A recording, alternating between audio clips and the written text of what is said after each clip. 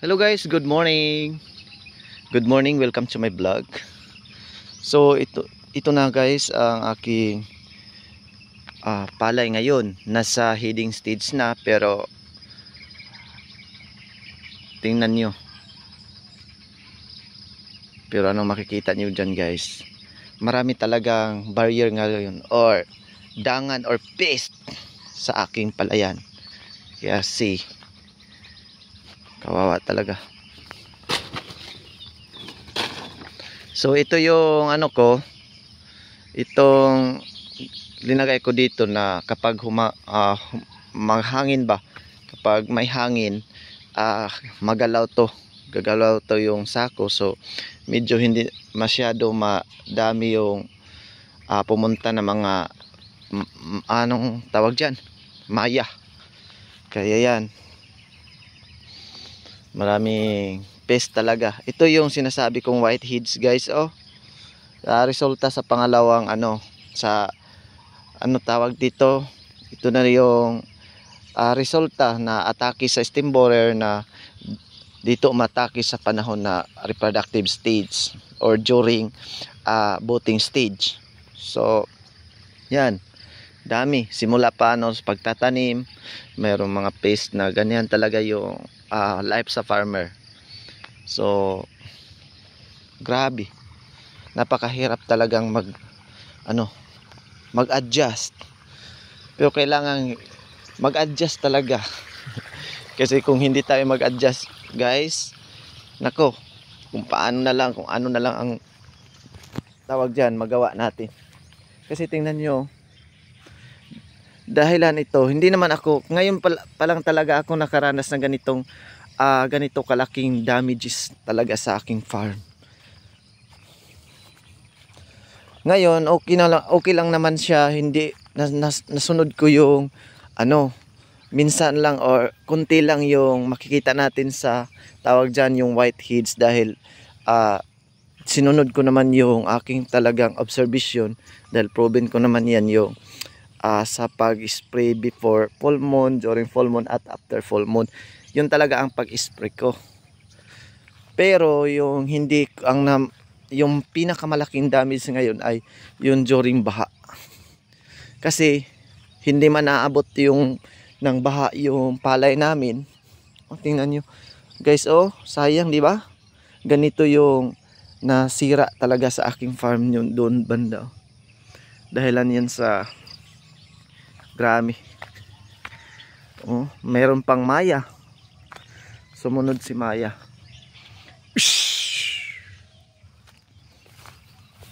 Dito tayo dadaan guys.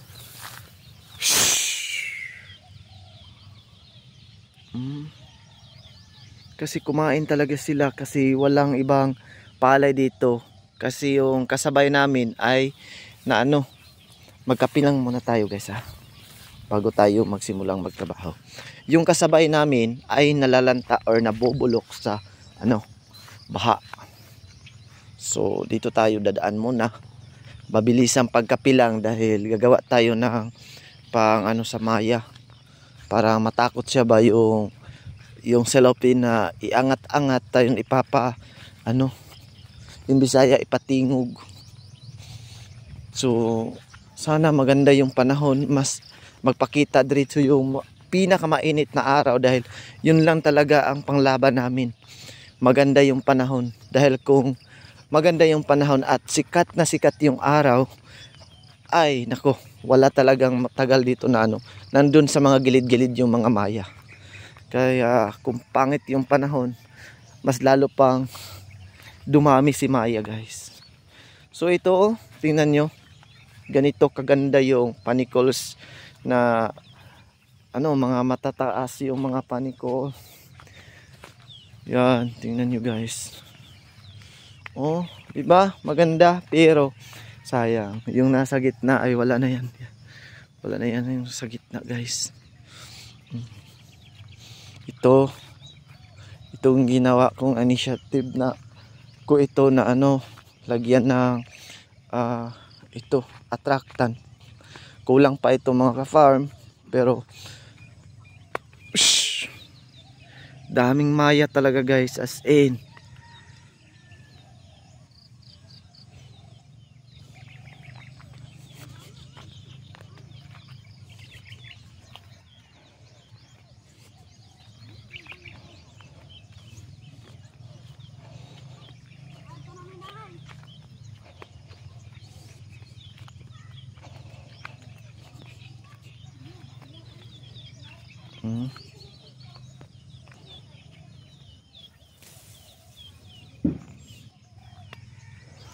Grabe guys, kanang diha oh. Buhay farmer talaga ay nako, nakakalungkot kapag ganitong ano na, ganitong klase na mangyari sa ating farm. Tayo lang ang nauna dahil yung kasabay natin, kahit pa sumunod tayo sa sinabing ano guys, yung synchronous planting o sabayang pagtatanim, wala din tayong magagawa dahil sa bagyo. Yung kasabay natin is nabubulok lahat yung area nila, tapos ang natira is atin lang. Nako, yung hindi nga naabot sa baha pero nandito lahat yung mga pest katulad sa ano, yan. Resulta yan sa daga guys.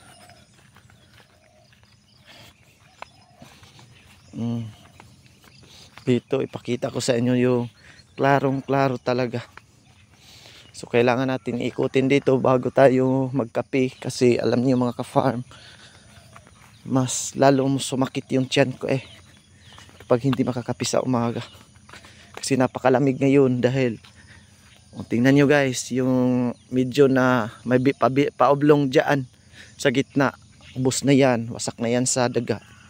Kaya dito lang tayo sa gilid-gilid. Tingnan nyo guys, oh napakaganda sana ang ano natin, farm. Akin lang pala. Yan, wala pa tayong maiipon nito para sa ating mga small grocery para sa ating mga farmer, yung sa mga remote areas at deserve na mabigyan ba. Wala pa tayo guys dahil pambawi pa to ang gagawin natin. Wah! Ha! Grabe. As in.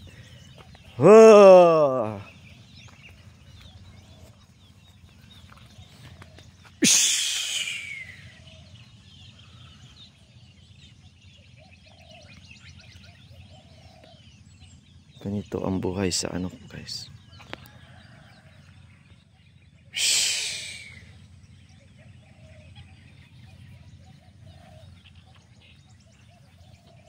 Oh, napakasayang. At saka ito yung resulta sa sayang mga ka-farm, di ba? Ubusin talaga ng maya nandun sa ilalim yung mga greens na ano, mga unfilled greens na yung mga yung makita nyo, yung mga rice hull nawasak na sa ano. Dami talaga. Kailangan magkape muna guys. Kailangan bukas, aagahan ko pa to bukas. Ako, dami talaga.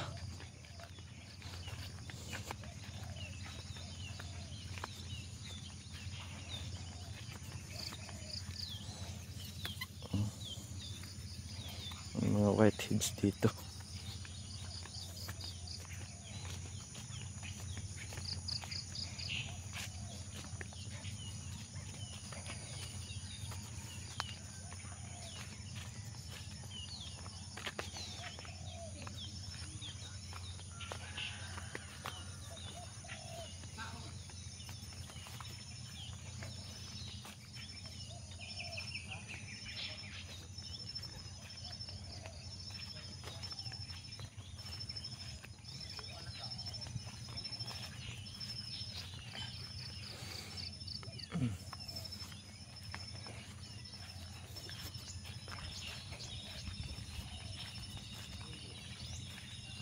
Guys, may whiteheads. Maraming atake ngayon.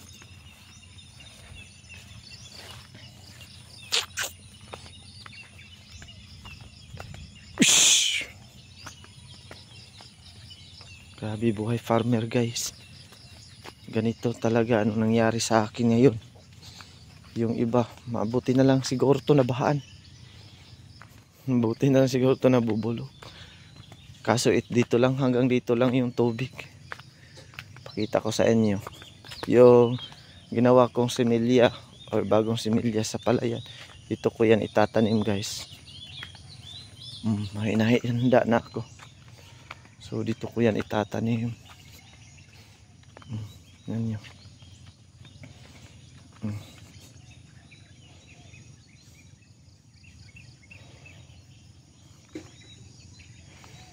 So total of 25 ang dito guys. At nandun naman sa kabila yung dalawang fish pan ay tataniman ko. Yan. Kaya ito, hanggang dito lang kasi itong nahapi ba guys. Hanggang dyan lang yung tubig. Ay pero itong tubig is dito lang banda. Di na total na ito. Naabot pa to sa tubig. So hanggang dito yung tubig. At yan. Kaya pangit na nindiri ang area banda. So grabe. Number 1 pest talaga ngayon is sa ganitong stage sa tanim ay yung maya talaga. At saka sa araw maya, sa gabi daga or ilaga. Grabe. So yun lang muna guys. Thank you so much sa inyong support ha. Sa suporta nyo, maraming salamat. Ginawa ko naman talaga ang lahat guys. Pero pasensya na, hindi ako makapagbigay at makapakita sa inyo ng magandang ani sa ngayon. Dahil maganda sana yung binigay niyang panicles, long panicol, maraming grains talaga sana. Pero wala tayong magawa dyan dahil dami talagang pest ngayon. At hindi talaga natin yan maiiwasan. Lalo na si Maya sa ganitong stage sa palay. Nako, grabe guys. Grabe. Dahil sa sa mga insekto naman, hindi masyado siya napakita ng danyos dahil meron naman tayong mga control na ginamit. Pero sa daga at saka Maya, wala pa tayong nakitang. Akala ko okay yung wild kid, wala palang bisa kapag grabe guys. Nako.